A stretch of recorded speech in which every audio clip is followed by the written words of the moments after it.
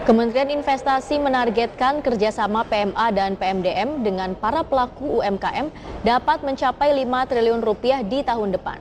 Di mana optimisme tersebut sejalan dengan komitmen pemerintah dalam mendorong kerjasama UKM dan industri besar. Kementerian Investasi menargetkan kerjasama penanaman modal asing dan penanaman modal dalam negeri dengan para pelaku usaha UMKM dapat mencapai 5 triliun rupiah pada tahun 2022 mendatang. Di mana optimisme tersebut sejalan dengan komitmen pemerintah dalam mendorong kerjasama industri besar dan pengusaha UKM tanah air. Menteri Investasi sekaligus Kepala Badan Koordinasi Penanaman Modal Bali Lahadalia mengungkapkan bahwa melalui kerjasama ini pihak UMKM dapat segera naik kelas dan berkualitas.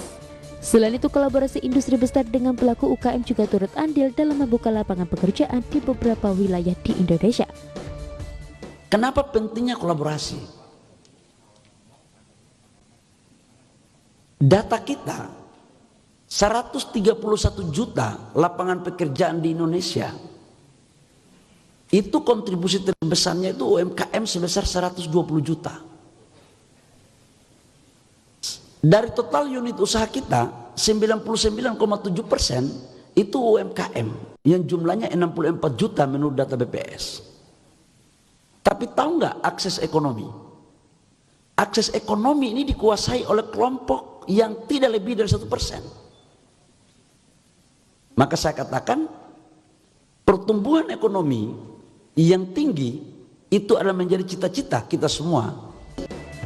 Sebagai informasi, total nilai kontrak kerjasama PMA dan PMDN dengan pelaku UMKM pada tahun ini tercatat mencapai 2,7 triliun rupiah atau meningkat 82% jika dibandingkan tahun sebelumnya sebesar 1,5 triliun rupiah.